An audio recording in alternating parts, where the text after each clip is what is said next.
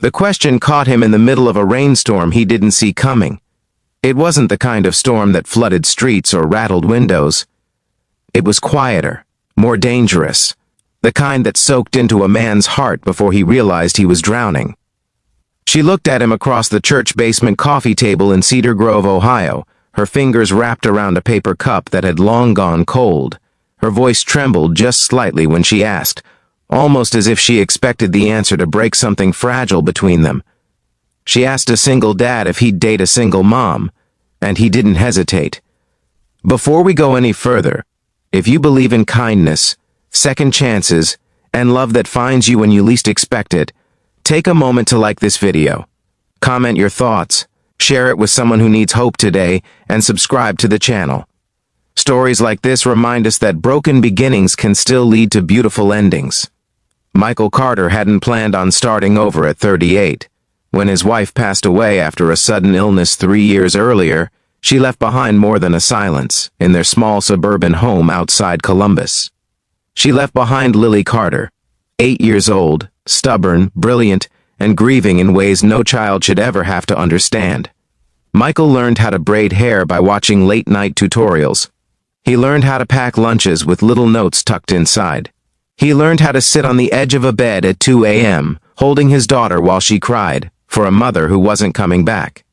He learned how to swallow his own tears because she needed him steady. What he didn't learn was how to imagine love again. His world shrank to school drop-offs, grocery lists, and construction site deadlines.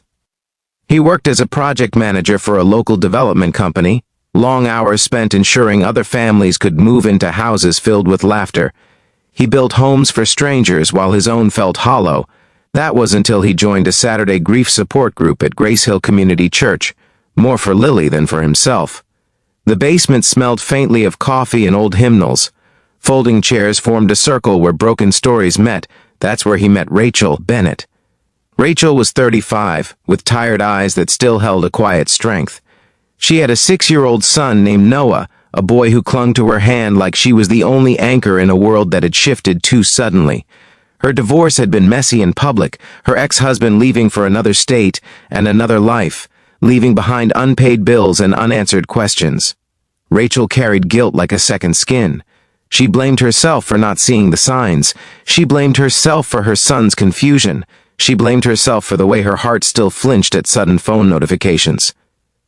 Michael noticed her the first week because she listened more than she spoke. When she did speak, her words were honest and raw, stripped of pretense. He saw in her the same exhaustion he felt in himself.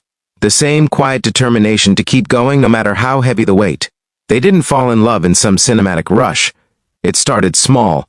Shared glances when the kids ran around after meetings, a brief conversation about school projects, an exchange of numbers just in case the kids ever wanted a play date. Lily and Noah bonded faster than their parents did. They built Lego castles in Michael's living room. They chased each other across the park in downtown Columbus. Their laughter sounded like something healing. Michael found himself looking forward to Saturdays. Still, he kept his heart guarded. He had loved once with everything he had, and the loss nearly destroyed him. Opening up again felt like betraying a memory he still carried like a photograph in his wallet. Rachel had her own walls. Trust didn't come easy after betrayal. She feared repeating mistakes.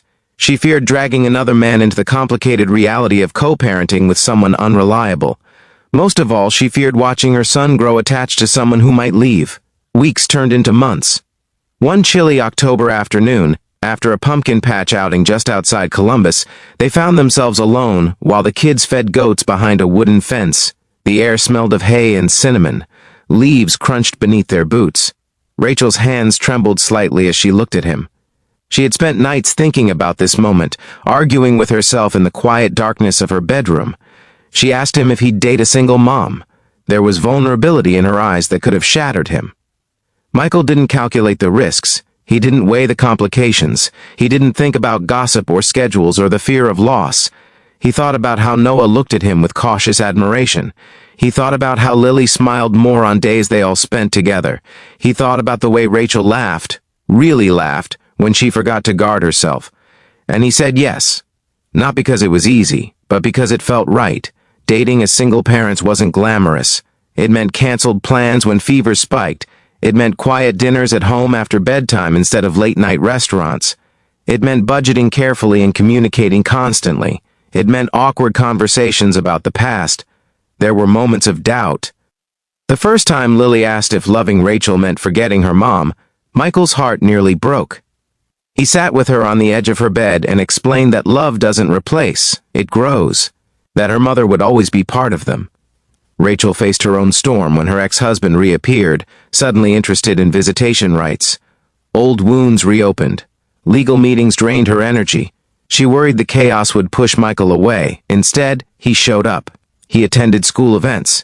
He fixed a leaky sink in Rachel's kitchen without being asked. He helped Noah with reading homework. He never tried to replace a father, only to be present. And slowly, the four of them began to feel less like two broken halves and more like something whole.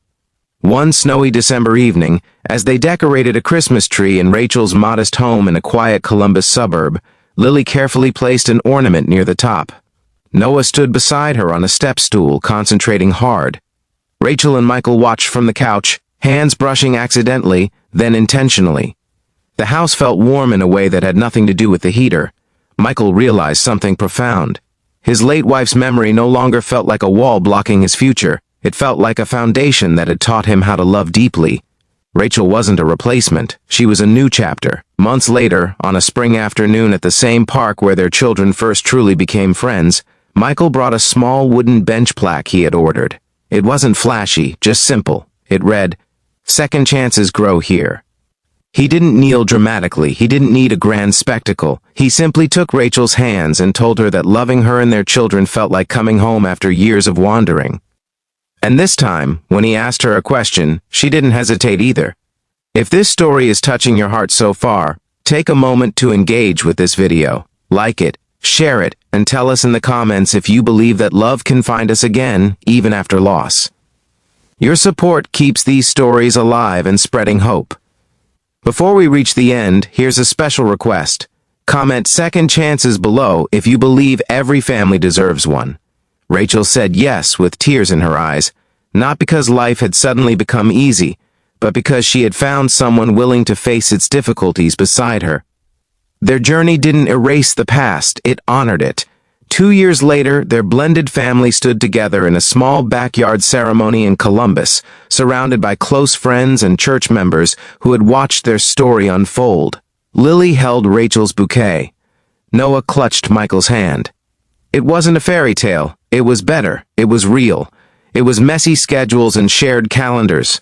It was therapy appointments and bedtime stories. It was hard conversations and quiet forgiveness. It was laughter echoing through hallways that once held only silence. It was a single dad who didn't hesitate when asked if he'd date a single mom. And sometimes, that single brave yes is all it takes to change everything.